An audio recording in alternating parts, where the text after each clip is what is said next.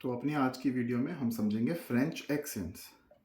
French letters जैसे English के letters दिखते हैं बिल्कुल वैसे ही दिखते हैं, बट कुछ लेटर्स के ऊपर अलग अलग तरह के एक्सेंट्स लग जाते हैं। फ्रेंच में 4 एक्सेंट्स होते हैं। सबसे पहले हम पढ़ेंगे एक्सेंट ग्राव।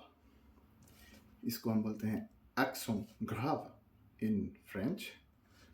कुछ इस तरह का दिखता है। ये लेटर ए, ई और यू के ऊपर लगता है। इसका साउंड होता है ए, जैसे मैना हिंदी में ए, मैना।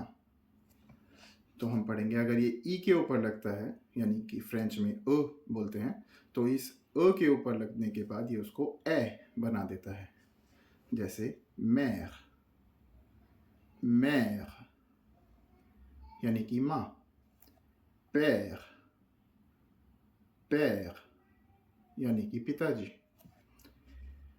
और जब ये ए या ऊ के ऊपर लगता है तो वो उसका साउंड तो चेंज नहीं करता, ए में नहीं बदलता, लेकिन वो उसका मीनिंग चेंज कर देता है।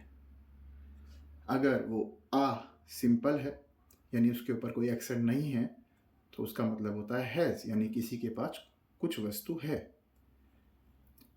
और जब ये आ के ऊपर एक्सेंट लगता है तो ये आ ही प्रोनाउंस होता है, लेकिन उसका मतलब होता है टू या एट, यानी किसी स्थान पर या किसी की ओर।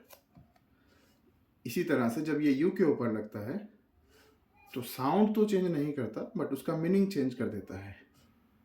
अगर ओ और यू, यानी कि यू को हम और बोलते हैं, यानी ये रहा ऊ मतलब और ऊ मतलब वेयर। अब दोनों बार हमने ऊ ही बोला है, लेकिन एक्सेंट लगने के कारण इसका मीनिंग चेंज हो गया है। अब हम बढ़ते हैं अपने अगले एक्सेंट की तरफ, एक्सेंट एग्यू। एग्यू का मतलब नुकीला होता है फ्रेंच में, तो उसी तरह से अगर हम समझेंगे तो ये साउंड होता है ए जैसा, जैसे भेड़ के अंदर ए को हम प्रोनाउंस कर रहे हैं। जब ये ई के ऊपर लगता है तो साउंड को चेंज कर देता है, जैसे कैफे। कैफे फ्रेंच में आमतौर पर ई, जो अगर लास्ट में मैं फ्रेंच में बोलूँगा, तो अगर लास्ट में लिखा होता है तो उसको प्रोनाउंस नहीं करते, लेकिन जैसे ही उसके ऊपर एक्सेंट लग जाता है तो वो ए का साउंड करता है। कैफे मीन्स कॉफ़ी, एते मीन्स समर, गर्मियाँ। और एक्सेंट एग्यू सिर्फ लेटर अ के ऊपर ही होता है। फ्रेंच के लेटर्स मैंने पिछली वीडियो में समझाए हैं। अगर आप चाहते हैं उनके प्रोनाउंसिएशन को फिर से समझना तो आप वीडियो पर जा सकते हैं। आ, अ, उ, अ। इसी तरह से हम कैफे, एते एक्सेंट के साथ में। अब हम एक्सेंट थ्रेमा की ओर चलते हैं। थ्रेमा सिंपली 2 डॉट्स होते हैं जो एक लेटर के ऊपर लगते हैं और ये डिस्कनेक्टर का काम करते हैं। डिस्कनेक्टर यानी कि 2 शब्दों को बीच में से तोड़ने का काम करते हैं, और ये मीनिंग भी चेंज कर सकते हैं। जैसे अगर ये आई को फ्रेंच में ई बोलते हैं, जैसा मैंने कहा पिछली वीडियो में मैंने प्रोनाउंसिएशन समझाई है, तो ये अगर ये ई के ऊपर लगते हैं तो वो उसको सेपरेटली प्रोनाउंस करवाएंगे। जैसे कि ये लेटर, ये वर्ड जिसके ऊपर थ्रेमा नहीं है, इसको हम पढ़ेंगे मैं। लेकिन जिसके ऊपर थ्रेमा यानी ये एक्सेंट लगा है, ये 2 डॉट्स, ये इसको यहाँ से डिकनेक्ट कर देगा, तो ये बन जाएगा मा और इस, माइस यानी भुट्टा। अब ये जब पहले बिना एक्सेंट के था तब ये में था, इसका मतलब था पर या लेकिन, और जब इसके ऊपर ये एक्सेंट लग गया तो ये बन गया माइस, भुट्टा। मैं, माइस। इसने इस शब्द को 2 भागों में बांट दिया, माइस, माइस। अब ऐसे ही एक साउंड को चेंज करने के लिए भी आता है। यहाँ पर ये वर्ड तो चेंज नहीं कर रहा, बट ये साउंड को अब सेपरेट कर रहा है, वही डिस्कनेक्टर वाला काम कर रहा है यहाँ भी। ये है no, no L, Noel, Christmas, no L, Noel, वरना ये इसकी तरह पढ़ा जाता सर, ओ ई। वैसे फ्रेंच में अगर हम ओ ई को देखें तो कुछ इस तरह से एक लेटर के अंदर भी लिखा जाता है कभी कभी, ओ और ई एक साथ भी लिखा जाता है सर के अंदर। तो यहाँ पर हम इसको सर पढ़ेंगे और यहाँ पर इसको हम नोल नहीं पढ़ेंगे, इसको हम सेपरेट कर देंगे क्योंकि इसके ऊपर एक्सेंट थ्रेमा लगा है जो डिस्कनेक्टर का काम कर रहा है। नोएल। अगला एक्सेंट है सिरकॉन्फ्लेक्स। सिरकॉन्फ्लेक्स यानी कि कौन के जैसा एक कौन जो एक किसी लेटर के ऊपर लग जाएगा। अब ये हम हिस्ट्रिकल रेफरेंस समझे तो ये एस की जगह पर हम कह सकते हैं कि ये यूज होता था। जैसे कि फोहे, हम फ्रेंच में इसको बोलेंगे फोहे। एक रेफरेंस समझे तो ये ई के ऊपर लग गया एस को हटाने के लिए, तो हम इसको बोलेंगे फोहे जंगल। ओपिटल, जैसे हॉस्पिटल की जगह पर ओपिटल, फोरे ओपिटल।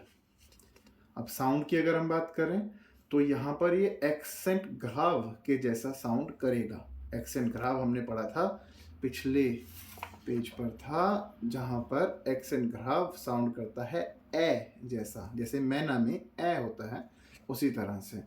अब यहाँ पर बिल्कुल ए जैसा ही साउंड करता है ये एक्सेंट सिरकॉन्फ्लेक्स होने के बाद भी। फैथ, फैथ मतलब फेस्टिवल, त्योहार। बैथ, बैथ मतलब बीस्ट।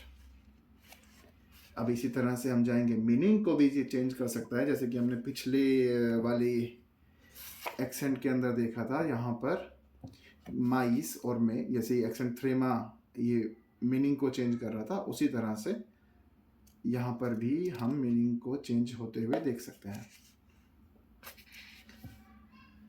ड्यू एंड ड्यू दोनों का प्रोनाउंसिएशन सेम रहेगा, लेकिन ये ड्यू का मतलब होता है फ्रॉम यानी कहीं से, और ड्यू का मतलब होता है बिकॉज ऑफ, किसी के कारण। ड्यू से और ड्यू के कारण। अब आखिरी एक्सेंट, अब इसको हम एक्सेंट कहें या ना कहें, क्योंकि फ्रेंच भाषा में इसको एक्सेंट नहीं कहते, बट मेरे पढ़ाने के हिसाब से मैं इसको एक्सेंट कहता हूँ, तो हम फ्रेंच भाषा को समझेंगे और इसको एक्सेंट नहीं बोलेंगे। तो इसको हम बोलेंगे सेदी। This is सेदी। ये कुछ इस तरह का दिखता है जैसे अपने कुछ ऊ की मात्रा जैसा, ये सी के नीचे लगता है। हम पहले समझते हैं सी के नीचे क्यों लगता है।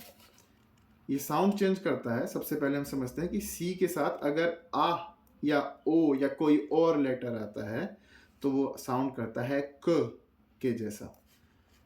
सी के बाद ए लगा तो क, काइये, काइये, काइये।